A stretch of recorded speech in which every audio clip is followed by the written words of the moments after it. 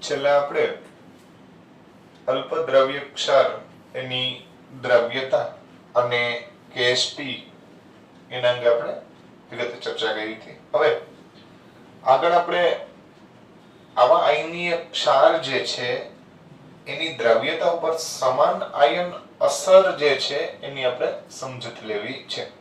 અગાઉ આપણે સમાન આયન અસર વિશે સમજી ગયા કે ભાઈ સમાન આયન અસર એટલે દ્રાવણમાં રહેલા આયનને અનુરૂપ ધન કે ઋણ કોઈ પણ આયનને અનુરૂપ બીજો એવો આયન જે છે ઉમેરવામાં આવે એને આપણે સમાન આયન અસર કહેતા હતા. એ જ વસ્તુને અનુરૂપ આપણે આગળ ચર્ચા કરવી છે. પણ અહીંયા આયનીય ક્ષારની દ્રવ્યતા જે છે એના ઉપર સમાન આયન અસર જે છે એની આપણે સમજૂતી મેળવવી છે. તો આ સમાન આયન અસર જે છે એની શું અસર થશે એની આપણે સમજૂતી લઈએ. આયનીય ક્ષારની દ્રવ્યતા ઉપર સમાન આયનની અસર સમજાવો. લસટલિયરના સિદ્ધાંત અનુસાર જો કોઈ પણ આયનની સાંદ્રતા વધારવામાં આવે તો તેનાથી વિરુદ્ધ ભાર ધરાવતા આયન સાથે તે જોડાય અને ક્ષારની દ્રવ્યતા શું કરે? ઘટાડે. બરોબર શબ્દ સાંભળજો. કોના સિદ્ધાંત અનુસાર વાત કરીએ છીએ આપણે? લસટલિયરના સિદ્ધાંત અનુસાર. તમે જાણો છો એ પ્રમાણે કે કોઈ પણ દ્રાવણ હોય એમાં આયન હોય એની સાંદ્રતા તમે વધારો તો લસટલિયરના સિદ્ધાંત અનુસાર જે તમે આયન ઉમેરેલો હોય એ એના કરતા વિરુદ્ધ ભાર ધરાવતા આયન સાથે જોડાય અને જે તે ક્ષારની દ્રવ્યતા શું કરી દે? ઘટાડી દે. જેમ કે આપણે એમ કહીએ કે ભાઈ આ NaCl દ્રાવ્ય કરીએ આપણે, આ સોલિડ સ્વરૂપનો છે બરાબર, એને દ્રાવ્ય કરીએ એટલે Na+ અને Cl- aqueous આવું બને. હવે આ NaCl જે દ્રાવ્ય થયેલો છે એમાં આપણે HCl ઉમેરી દઈએ. શું ઉમેરી દઈએ? HCl. તો H+ અને Cl-. તમે જાણો છો એ પ્રમાણે કે આવા દ્રાવણમાં Cl- ની સાંદ્રતા આપણે વધારી. સંતુલનના નિયમ અનુસાર જો તમે દ્રાવણની જે તે આયનની સાંદ્રતા વધારો તો લસટલિયરના સિદ્ધાંત મુજબ વધેલી સાંદ્રતા ઘટાડવા માટે આ Na છે એ સતત Cl સાથે જોડાવા માંડે તો તમને NaCl અવક્ષિપ્ત સ્વરૂપે જોવા મળે. એટલે કે NaCl ની દ્રવ્યતા ઘટી જાય. તો અહીંયા કર્યું શું મિત્રો? તો કે ભાઈ NaCl જે છે એમાં સમાન આયન જે છે એટલે આ Cl છે તને અનુરૂપ Cl નાખો. હા, તમે NaOH નાખો તો પણ ચાલે. તો Na અનુરૂપ ઘટક થયો કહેવાય. તો આવો કોઈ પણ એક સમાન આયન જ્યારે એની અંદર ઉમેરવામાં આવે ત્યારે જે તે ઘટકની દ્રવ્યતા શું થાય છે? ઘટે છે.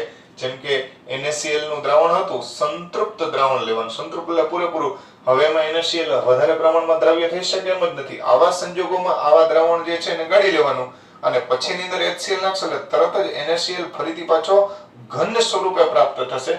એટલે કે NaCl જે છે એ અવક્ષિપ્ત થશે. બરાબર?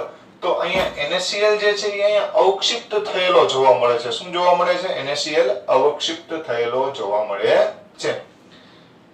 તો મિત્રો આનો એક ફાયદો છે કે ભાઈ NaCl આપણે શુદ્ધ સ્વરૂપે મેળવવો હોય તો ઘણીવાર શું થાય કે ભાઈ NaCl ની સાથે સાથે સોડિયમ સલ્ફેટ અને મેગ્નેશિયમ સલ્ફેટ પણ દ્રાવ્ય થયેલા હોય.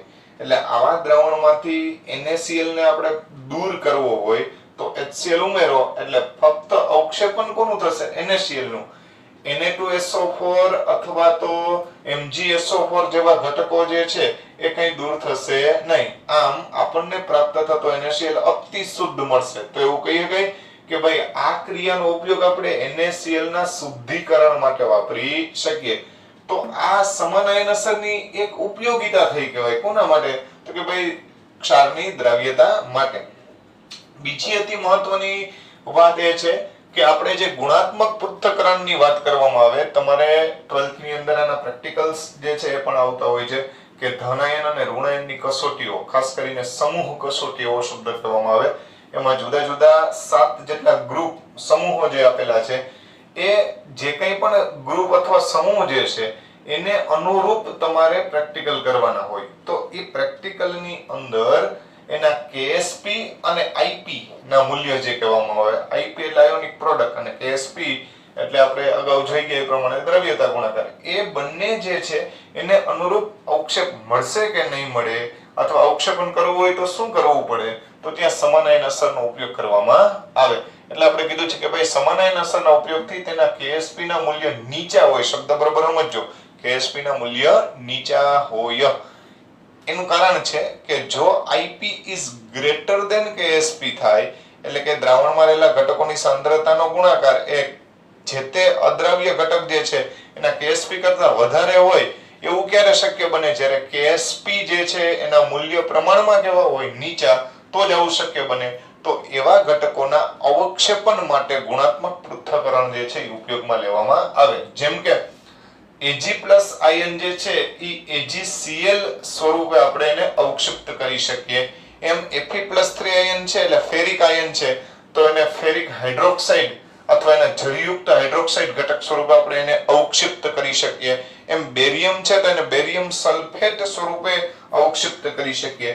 કોને કયા ક્ષાર સ્વરૂપે અવક્ષિપ્ત કરી શકાય એ પણ તમે આ બંને ઘટક જે છે એના વડે તમે નક્કી કરી શકો. એટલે આપણે કીધું કે જે તે ઘટકની અંદર સમાન આયન અસર જે છે એનો ઉપયોગ કરવામાં આવે અને એની મદદથી આપણે આ વસ્તુ જે છે એ સમજાવી શકીએ. હવે સામાન્ય રીતે આપણે કીધું એ પ્રમાણે કે ભાઈ કોઈ પણ ઘટકમાં સમાન આયન ઉમેરવામાં આવે તો જેના કારણે થઈ અને જે તે ક્ષારની દ્રાવ્યતા ઘટે. બીજી રીતે કહીએ તો એ ઘન સ્વરૂપમાં પાછો પ્રાપ્ત થાય. ત્રીજી રીતે કહીએ તો અવક્ષિપ્ત થાય. તો આવા શબ્દ એના માટે આપણે વાપરી શકીએ. પણ અહીંયા થોડીક એક વિપરીત ઘટના જે છે એની આપણે સમજૂતી મેળવવી છે કે ભાઈ નિર્બળ એસિડના ક્ષાર જેવા કે ફોસ્ફેટ, બરાબર, કોઈ પણ નિર્બળ એસિડ લીધો હોય H3PO4 લ્યો કે અન્ય કોઈ પણ, એનો કોઈ પણ ક્ષાર એટલે ફોસ્ફેટ ક્ષાર, કેલ્શિયમ ફોસ્ફેટ લ્યો, મેગ્નેશિયમ ફોસ્ફેટ લ્યો, તો એવા ઘટકો જે છે બરોબર શબ્દ સમજો કે એની દ્રાવ્યતા નીચા pH ના મૂલ્યે વધે છે. અત્યાર સુધી ડિસ્કસ ચાલતી હતી એની અંદર આપણે એમ કીધું કે ભાઈ આવો એસિડ એટલે કે સમાન આયન અસર ઉમેર્યો તો જેના કારણે થઈ અને શું થયું તો કે ભાઈ સમાન આયન અસરના કારણે થઈને દ્રાવ્યતા ઘટી. અહીંયા શબ્દ આવ્યો કે નિર્બળ એસિડના ક્ષાર ખાસ કરીને ફોસ્ફેટ ક્ષાર જે હોય, ક્ષારની વાત આવે છે, બરાબર, એની pH જેમ જે છે નીચા pH ની વાત આવે છે એટલે કે pH જેમ ઘટાડવામાં આવે એમ એની દ્રાવ્યતામાં શું થાય? વધારો થાય. સામાન્ય રીતે pH ઘટે એમ H3O+ નું પ્રમાણ વધે. H3O+ એટલે H+ સમજો. આ H+ ફોસ્ફેટ જેવા ઘટક સાથે જોડાય અને નિર્બળ એસિડ બનાવે. હવે તમને ખબર છે કે ભાઈ નિર્બળ એસિડ જે છે એનું આયનીકરણ કેવા પ્રમાણમાં થાય? અતિ અલ્પ પ્રમાણમાં. તો મિત્રો અહીંયા એસિડે દ્રાવણમાંના ઋણ આયન એટલે કે ફોસ્ફેટ આયન સાથે જોડાય અને ફોસ્ફેટની સાંદ્રતા ઘટાડી. બરોબર સમજો.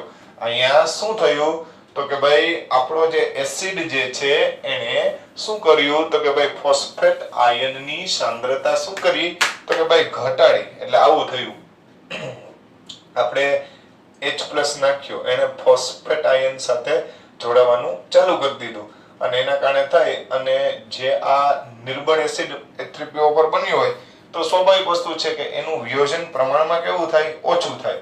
અથવા અન્ય કોઈ પણ એસિડ જે છે એ આના કરતા અન્ય જે કોઈ પણ એસિડ બને કે જેનું વિયોજન પ્રમાણમાં ઓછું થતું હોય તો એવા સંજોગોમાં ફોસ્ફેટની સાંદ્રતા ઘટાડશે. ફોસ્ફેટની સાંદ્રતા જો ઘટી જાય તો સ્વાભાવિક છે કે લસટલિયના સિદ્ધાંત મુજબ પ્રણાલી એવી દિશામાં આગળ વધે કે જેથી ફોસ્ફેટ આયનો વધારે પ્રમાણમાં બને.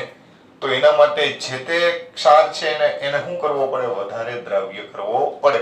એટલે આપણે ટૂંકમાં કહીએ તો પ્રોટોનેશનના કારણે આ પ્રોટોનેશનની ક્રિયા થઈ ગઈ. એના કારણે ફોસ્ફેટ આયનની સાંદ્રતા એટલે કે ઋણ આયનની સાંદ્રતા ઘટે અને જેમ ઋણ આયનની સાંદ્રતા ઘટશે એમ એની દ્રાવ્યતામાં શું થાય? વધારો. માટે આ સ્ટેટમેન્ટ જે છે આ રીતે સમજાવી શકાય. બીજું આ ગાણિતીય રીતે પણ એ વસ્તુ આપણે સમજવાનો પ્રયત્ન કરીએ તો તમે જાણો છો એ પ્રમાણે ભાઈ KSP હોય, માની લો કે MX, X છે એ ઋણ આયન છે એટલે માની લો ફોસ્ફેટ છે અને M છે એ ધન આયન એટલે કેલ્શિયમ હોઈ શકે, જે કોઈ પણ હોઈ શકે. એટલે M+ અને X- ની સાંદ્રતાનો ગુણાકાર એટલે આપણે એને KSP કહી દીધું. હવે માની લ્યો કે ઈ X આયન વાળો નિર્બળ એસિડ આપણે ગમી લીધો જેને આપણે HX કીધો તો ઈ H+ અને X- આયન જે છે ઉત્પન્ન કરે. હવે તમે જાણો છો એ પ્રમાણે આનું K નું સૂત્ર અગાઉ પણ આપણે સમજી ગયા છે. તો આવા એસિડનું Ka નું સૂત્ર જે છે એવી રીતે લખી શકાય Ka = H+ ની સાંદ્રતા X- ની સાંદ્રતા છેદમાં HX ની સાંદ્રતા. હવે આ Ka ના છેદમાં આપણે H+ લઈ લઈએ. Ka ના છેદમાં H+ લેતા એટલે Ka ના છેદમાં H+ બરાબર X- ના છેદમાં HX આવે કે નહીં? તો આ જે છે એનો હવે વ્યસ્ત કરી અને એક જે છે એ બે બાજુ ઉમેરતા, ફરીથી કહું છું, વ્યસ્ત કરી અને એકને બંને બાજુએ ઉમેરતા, વ્યસ્ત કરી એકને બંને બાજુએ ઉમેરતા તો શું થશે ભાઈ? આનો વ્યસ્ત કરો એટલે hx ના છેદમાં x માઈનસ થાય, આનો વ્યસ્ત કરો તો h પ્લસ ના છેદમાં k થાય. હવે એમાં એક ઉમેરી દઈએ. હવે આને આપણે આગળ સાદુરૂપ જે છે એ લેતા જઈએ એટલે વધારે ખ્યાલ આવે આપણને. હવે આપણે આને આગળ સાદુરૂપ આપીએ તો આપ જાણો છો એ પ્રમાણે કે ભાઈ અહીંયા hx upon x minus plus 1 is equal to h plus upon ka plus 1 જે આપણે આગળ જોયું એ જ વસ્તુ ફરીથી પાછી લખી છે. હવે આ જે સૂત્ર જે છે એમાં આપણે લસા લઈ લઈએ તો hx plus x minus છેદમાં x minus ion ની સાંદ્રતા h plus ની સાંદ્રતા વત્તા ka upon ka આપણે લસા લઈ લીધો. હવે આનું વ્યસ્ત કરી નાખીએ, વ્યસ્ત સ્વરૂપ તો x minus ion ની સાંદ્રતા, hx એસિડ એટલે અવિયોજિત એસિડ અને x minus ion ની સાંદ્રતા બરાબર ka ના છેદમાં h plus વત્તા ka. આને આપણે એ સ્વરૂપે દર્શાવીએ. ટૂંકમાં આપણે અવિયોજિત એસિડ જે છે એના સંદર્ભમાં આ f જે છે એની આપણે તારવણી કરેલી છે. તો હવે બરોબર ધ્યાન રાખજો કે આપણે KSP નું જે મૂલ્ય જે છે KSP બરાબર છે તે ધન આયનની સાંદ્રતા અને ઋણ આયનની સાંદ્રતા એવું આપણે આગળ સૂચવેલું હતું. માની લ્યો કે આની સાંદ્રતા ધન આયનની સોલ્યુબિલિટી S હોય તો આની S * F જેટલી થાય. એનું કારણ છે કે અહીંયા અવિયોજિત એસિડ એટલે આપણે એસિડના કારણે થઈને દ્રાવ્યતામાં શું થયો? વધારો. તો એ વસ્તુ સમજવા માટે એસિડની જે અસર જે છે એને પણ આપણે ઋણ આયન માટે ધ્યાનમાં લીધી તો એ જે છે એ F વડે ગુણી નાખ્યા. તો આનું થાય S² * F. આ KSP નું મૂલ્ય થાય એના બરાબર S² એમનેમ. F એટલે શું થશે? તો કે ભાઈ Ka H પ્લસ ની સાંદ્રતા વત્તા Ka. આ વસ્તુ આપણે અહીંયા લખી નાખી. હવે S² જે છે ને કરતા બનાવો તો S² બરાબર KSP ના છેદમાં આ ભાગ જાય કે નહીં? તો છેદ પછી આપણે લખીએ છીએ કે એના છેદમાં H પ્લસ વત્તા Ka. આવું થાય કે નહીં? આ આના છેદમાં જાય છે. આ S જોતો હોય તો આપણે શું કરવું પડે? તો કે ભાઈ એનું વર્ગમૂળ કાઢવું પડે કે નહીં? તો S બરાબર આ KSP એમનેમ બરોબર ધ્યાન રાખજો. આ છેદમાં છે એનો છેદ છે એટલે છેદનો છેદ ક્યાં આવશે? અંશમાં. તો H પ્લસ ની સાંદ્રતા વત્તા Ka છેદમાં શું આવી જશે ભાઈ? Ka. આનો હોલ જે છે એનો 1/2 એટલે વર્ગમૂળ જે છે એ ઘાત સ્વરૂપે આપણે બતાવી શકીએ. તો તમે અહીંયા જો સોલ્યુબિલિટી નો આધાર, આ સોલ્યુબિલિટી જે છે એનો આધાર H પ્લસ ની સાંદ્રતા ઉપર છે. જેમ સાંદ્રતા એટલે કે H પ્લસ વધે તેમ ક્ષારની દ્રાવ્યતા વધે. રેડી? એવું થયું ને? પણ તમે જાણો છો એ પ્રમાણે કે જો pH ઘટે તો H પ્લસ વધે. માટે નીચી pH રાખો ત્યારે ફોસ્ફેટ ક્ષાર વધુ દ્રાવ્ય થાય. જે આ સેન્ટેન્સ છે એની આના આધારે આપણે સમજૂતી જે છે એ અહીંયા રજૂ કરેલી છે. સામાન્ય સમાન આયન અસરમાં આપણે એવું જોયું કે ભાઈ સમાન આયન અસરના કારણે થઈ અને દ્રવ્યતામાં ઘટાડો થાય, પણ તમે અહીંયા જોઈ શકો છો કે ફોસ્ફેટ જેવા નિર્બળ એસિડના જે કેટલાક ક્ષારો જે છે એના સંજોગોમાં pH નો જે ઘટાડો જે છે એટલે કે H+ નો વધારો એ ફોસ્ફેટ ક્ષારની દ્રાવ્યતામાં વધારો કરે છે. કોયડા નંબર 7.28 એની આપણે વાત કરીએ તો NiOH ની 0.10 મોલર NaOH માં દ્રાવ્યતા ગણો. મિત્રો હમણાં જ આપણે સમાનયન અસરના કારણે દ્રાવ્યતામાં જે ફેરફાર થાય એની વાત કરી હતી, તો અહીંયા NiOH ની જે કંઈ પણ દ્રાવ્યતા છે એને આપણે 0.10 મોલર NaOH માં ગણવાની છે. તો આપણે દ્રવ્યતા જે છે એ ધ્યાનમાં લઈએ. તમે જાણો છો એ પ્રમાણે કે ભાઈ NiOH અલ્પ દ્રવ્ય ક્ષાર છે અને એનો KSP આપણને આપી દેવામાં આવ્યો છે 2 × 10⁻15 ઘાત. હવે આપણે અહીંયા NiOH એનું વિઘટન કરીએ તો Ni+2 અને 2OH- aqueous. મિત્રો તમે જાણો છો કે અલ્પ દ્રવ્ય ક્ષાર જેટલા પ્રમાણમાં પણ દ્રવ્ય થાય એનું સંપૂર્ણ વિયોજન થાય, જેટલો પણ થાય એટલો. માની લ્યો કે આની સોલ્યુબિલિટી એટલે દ્રવ્યતા S મોલર જેટલી છે, તો આ S મોલર બને અને આ 2S મોલર વડે દર્શાવવું પડે. એટલે કે ટૂંકમાં આ 2S જેટલો 2 × S આ S અને આની સોલ્યુબિલિટી કેટલી છે? S છે. હવે NaOH જે છે એ તો પ્રબળ વિદ્યુત વિભાજ્ય છે એટલે Na+ આયન અને OH- આયન આપે. NaOH ની સાંદ્રતા આપણે 0.1 મોલર લઈએ છીએ તો આની પણ 0.1 મોલર અને આની પણ 0.1 મોલર જેટલી સાંદ્રતા થાય.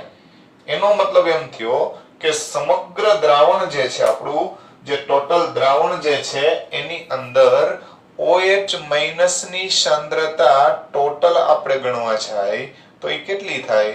તો કે 0.1 + 2S જેટલી થાય. તો Ni+2 ની સાંદ્રતા બરાબર S રહેશે, પણ OH- ની સાંદ્રતા બરાબર શું થશે? તો કે ભાઈ 2S + 0.1 મોલર જેટલી થાય. હવે મિત્રો તમને ખબર છે કે ભાઈ અહીંયા NiOH નિર્બળ વિદ્યુત વિભાજ્ય છે, ટૂંકમાં કહીએ તો અલ્પ દ્રવ્ય ક્ષાર છે. એટલે એના કારણે જે OH- ની સાંદ્રતા છે ને અતિ અલ્પ માત્રામાં હોય. એ 0.1 ની સાપેક્ષમાં આ 2S ને આપણે શું કરી શકીએ? નિગ્લેક્ટ કરી શકીએ. એટલે આવા સંજોગોમાં આના બરાબર લગભગ બરાબર આપણે આમ જ લેશું 0.1 મોલર. બરાબર? એટલે અહીંયા 2S ને આપણે અવગણ્યા છે. એનો સ્વાભાવિક વસ્તુ છે કે આ માની લ્યો કે 10⁻5 ઘાત કે 10⁻6 ઘાત એના સંદર્ભમાં આવતો હોય, સ્વાભાવિક વસ્તુ છે. તો એની સાપેક્ષમાં બહુ ઓછું કહેવાય, આની સાપેક્ષમાં બહુ ઓછું કહેવાય એટલે આપણે એને શું કર્યા છે? અવગણેલા છે. હવે KSP બરાબર તમે જાણો છો એ પ્રમાણે કે ભાઈ Ni+2 ની સાંદ્રતા અને OH- ની સાંદ્રતાનો વર્ગ. તો આની સાંદ્રતા એટલે S અને આનો ખરેખર તો 2S + 0.1 નો સ્ક્વેર થાય. આપણે આમ લખીએ કે 2S + 0.1 એનો સ્ક્વેર, પણ આના બરાબર આપણે 0.1 લખીએ છીએ એટલે આ S * અહીંયા શું થશે? તો કે ભાઈ 0.1 નો સ્ક્વેર બરાબર KSP થશે. હવે સોલ્યુબિલિટી S બરાબર KSP ના છેદમાં 0.1 નો સ્ક્વેર. KSP નું મૂલ્ય આપણને આપી દેવામાં આવ્યું છે. કેટલું આપ્યું છે? 2.0 × 10⁻15 ઘાત. 0.1 નો સ્ક્વેર એટલે 0.1 * 0.1 એટલે 10⁻1 ઘાત 10⁻1 ઘાત એટલે 10⁻2 ઘાત. ઉપર જાય એટલે 10⁻2 ઘાત તો 2.0 × 10⁻13 ઘાત. આ જે છે એ સોલ્યુબિલિટી જે છે એ નું મૂલ્ય થયું. એનો અર્થ એવો થયો કે આ NiOH એને જ્યારે 0.10 મોલર NaOH ના દ્રાવણમાં ઉમેરવામાં આવે ત્યારે એની દ્રાવ્યતા જે છે એ 2 × 10⁻13 ઘાત મોલર જેટલી જોવા મળે છે. તો આ રીતે તમને અહીંયા સોલ્યુબિલિટી જે છે એની આપણને આ જે કોયડો જે છે 7.28 એની અંદર દ્રવ્યતામાં શું ફેરફાર થયો એ પણ આપણે ધ્યાનમાં લઈ શકીએ આ કોયડાની મદદથી. હવે મિત્રો આ ટેક્સ્ટ બુક ની અંદર આ રીતે દાખલો ગણીને આપ્યો છે, પણ આપણે અહીંયા માની લો કે કમ્પેરિઝન કરવી હોય કે ભાઈ આ NaOH ટોઈઝમાં આપણે 0.10 મોલર NaOH એટલે કે સમાન અસર ઉમેરી તો એના કારણે થઈને દ્રવ્યતા મળી એ આપણે ગણી નાખી, પણ ખરેખર દ્રવ્યતા વધી કે ઘટી એ જાણવું હોય તો આપણે આ આગળ દાખલો જરાક એક્સપાન્ડ કરીએ એટલે આપણે થોડીક વધારે સમજૂતી મળે. તો અગાઉ આપણે KSP ગણવો હોય તો આપણે એમ કીધું હતું કે ભાઈ Ni+2 ની સાંદ્રતા અને OH- નો સ્ક્વેર, આના આધારે KSP નું સૂત્ર. તો આની સોલ્યુબિલિટી S અને આની 2S નો વર્ગ. આ હું તમને NaOH ઉમેર્યો નહોતો એટલે એની પહેલાની વાત કરું છું, એટલે કે આનો સંતૃપ્ત દ્રાવણ લીધું હોય એની વાત કરું છું, બરાબર. તો KSP નું સૂત્ર આ રીતે મળે. તો હવે આ KSP નું જે સૂત્ર જે છે એના આધારે આપણે લખીએ કે 4s³ બરાબર KSP થાય. આ 4s³ બરાબર KSP થાય. આવા સંજોગોમાં s³ બરાબર KSP/4 થાય કે નહીં? તો 2 × 10⁻15 ભાગ્યા 4, 2/4 એટલે 0.5 × 10⁻15 બરાબર s ઘન થયો. તો ત્યારે સોલ્યુબિલિટી કેટલી થાય? તો કે ભાઈ 0.5 × 10⁻15 એનું 1/3 ઘાત, એટલે આનું ઘનમૂળ કાઢવાનું છે. 0.5 નું ઘનમૂળ કાઢવાથી આપણને જવાબ મળશે 0.7937. આ 0.5 નું ઘનમૂળ ગુણ્યા 10⁻15 નું ઘનમૂળ 10⁻5 મોલર. તો તમે જોઈ શકો છો કે શરૂઆતમાં આટલી દ્રવ્યતા હતી જે હવે 2 × 10⁻13 થાય છે. તો વિચારો જી મિત્રો, આ 10⁻5 જેટલી હતી હવે 10⁻13 થાય છે.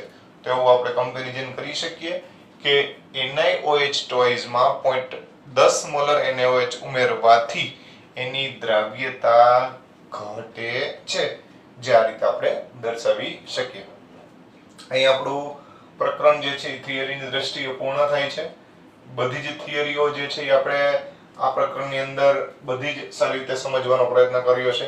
તમે પણ સારી રીતે સમજવા માટે 1-2 વાર મહાવરો કરો, લખવાનું રાખો, સૂત્રો જે છે એને ધ્યાનમાં લો અને પ્રેક્ટિસ કરો, અને સ્વાધ્યાયના દાખલા સ્વપ્રયત્ન કરજો મિત્રો. તકલીફ પડે તો જણાવજો, જેથી કરીને એના વિશે આપણે આગળ ચર્ચા કરી શકીએ. અસ્તુ.